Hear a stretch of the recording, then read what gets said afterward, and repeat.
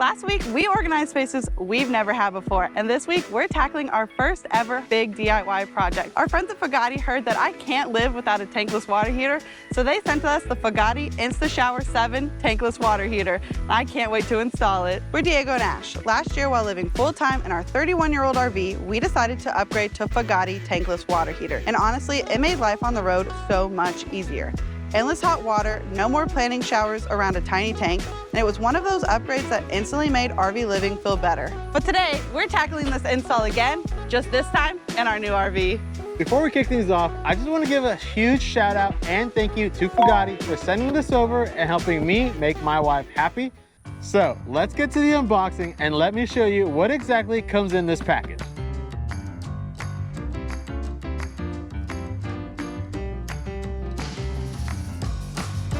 Now that everything's out of the box, let's talk about what comes in it. And obviously up first is our unit itself. It's actually pretty compact, which makes it easy to have delivered and install. As you guys saw, even my wife was carrying it. Then you have the door.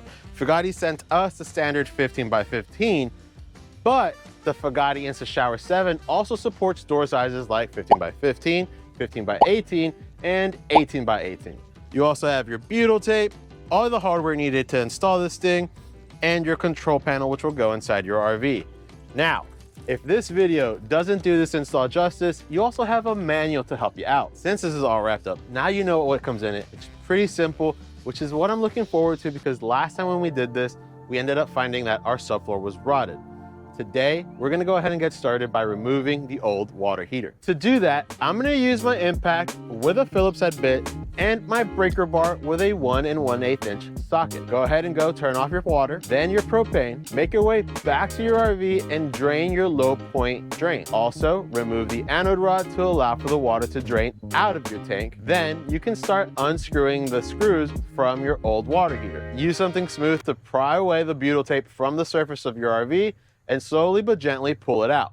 Just popping in here real quick, guys, because we all know I'm not actually helping out with this install. I have a huge favor to ask. If you could hit that subscribe button below, that would help us reach our first ever big milestone here on YouTube, 1,000 subscribers. Yeah, you guys hit that subscribe button. Now, I know you guys are itching to see this install, but I want to clarify why we're making the upgrade from tanked to tankless. We went with Fogatti because it provides us 2.5 gallons of hot water per minute, and it has a 48,000 BTU heat output. That just simply means you get hot water fast and you get it consistently. Now, the tanked hot water heater option only has a maximum capacity of 6 gallons. That means that once the hot water in here is gone, it's gone. You're gonna have to wait until it reheats the hot water again to have some hot water. With Fogatti, you can auto-precisely adjust the temperature of the water to whatever you want. My wife likes to take ungodly hot showers, so she sets this thing to 114 degrees. That's the temperature of the water that's gonna come out in the shower. The tank hot water heater gets all of its water to a certain temperature, and that might not be comfortable for you. But the only way to adjust it is once you're already in the shower. Lastly, the Fogatti tankless hot water heater literally saves you money. It consumes 22% less propane than the tanked hot water heater option. And that means instead of spending my money on propane, I get to travel with my RV. Now, given all this information, would you consider upgrading to the Fogatti InstaShower 7? If so, click the link in our description below and get yours today. Like I mentioned before, Fogatti sends you everything you need to install the unit itself, but you are gonna need your own tools. For the install, I'm simply gonna use 2 adjustable wrenches and my impact again with that Phillips head bit. If you don't have an impact, you could also use a standard screwdriver. Now, don't mind my makeshift workstation, but let's talk about some materials that you might need if you have a different RV than us. Pick up yourself some extra butyl tape, because you never know if you might need more of this in case you mess up. I tend to lose a lot of my screws, so I would recommend picking up some extra ones just in case. And then check with your RV. If you need to make new connections, you might want to pick yourself up some PEX tubing. Remember what I said, this hole is 15 by 15. That means it's a really tight space, and I highly recommend you do a couple things before putting your unit in here and it gets really cramped, like adding extra Teflon tape to where your fittings are gonna go. When installing your Teflon tape, make sure you're going clockwise, so that way when you are screwing on your fittings, you're not accidentally removing it as the fitting goes on. Since I'm already out here, I'm gonna go ahead and make my 12-volt connections. That goes in here. Now, another connection I'm gonna go ahead and make is our propane. We ended up having to pick up a 5-foot hose because our original hose was too short. The propane connection on the tanked hot water heater was at the front, so it came to right here. That was long enough for 3 feet. The tankless hot water heater connection is way down here in the back, and I need that hose to run this way. I'm gonna go ahead and install the propane hose and connect it before it goes inside. If you need one, check out our Amazon storefront to pick up your own.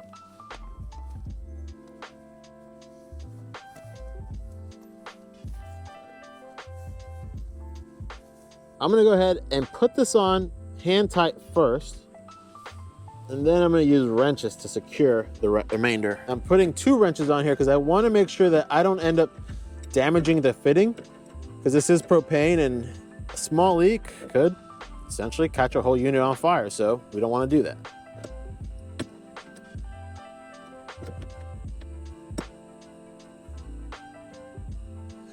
Now, a little bit off-screen work here, but I went ahead and figured out where exactly to put this and make sure that the length of the wire will reach the unit way over in the front corner. And we're gonna go ahead and install it right here. So it should rest just like that. Okay, we're almost to the end, but something that I think is really important and that you might look at and be like, I don't need this, I'm gonna throw it away, is this little sticker. It's included in the hardware bag, and you need to place this sticker on top of the screws that are holding the control panel.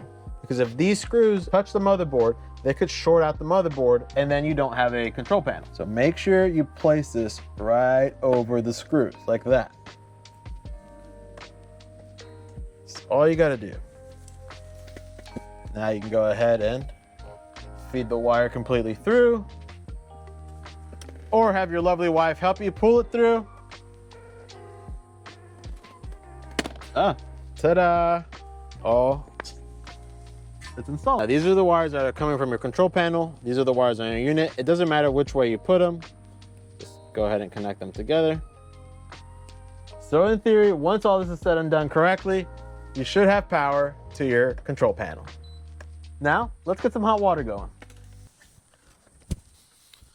All right, now let's go ahead and get this thing installed. I'm gonna feed it through while Ashlyn guides me in from the back side.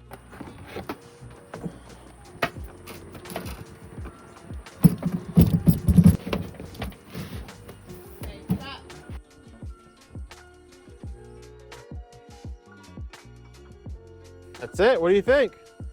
She looks good? All right. Now I'm gonna go ahead and make the water connections, and I'm gonna sit you down so you can watch me do it.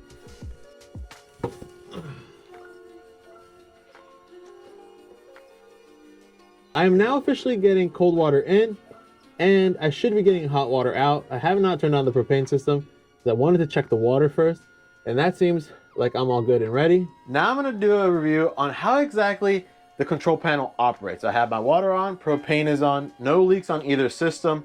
I should be able to come over here, power to my unit, turn it on. I'm gonna set my temperature at 114 degrees. Now, when I turn the water on, you should see a water symbol come on, fan symbol come on, and the little flame symbol come on. Okay, we got the shower and the fan, and the flame. She's heating up. So you gotta start low and then it goes up. Yes, perfect. And you see, that's the display. It tells you exactly where your water starts and where it's taking it to. Okay, wow. Perfect. She looks so good. Like this whole little cluster looks like all those panels were meant to be there. Yeah, it really does. It looks perfect. This water is nice and hot. Oh my goodness. On-demand hot water. Hey, I think it's pretty great. This RV life is getting pretty sweet. Yes. Okay, let's go finish putting the door together. Now all I gotta do is put on the butyl tape, screw everything in, and we're done.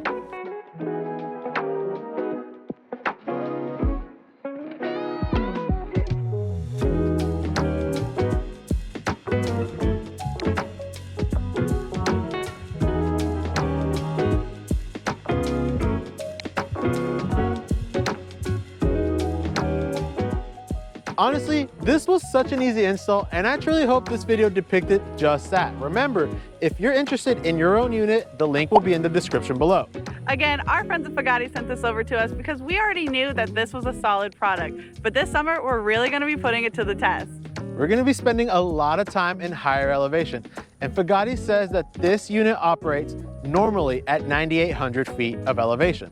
So in 6 months, we will be giving you an update to see how it's going. And remember, we're already a few months into our zero rent challenge. So if you don't know what I'm talking about, you're gonna wanna check out this next video. See you later, wannabes. Bye. I hate this thing.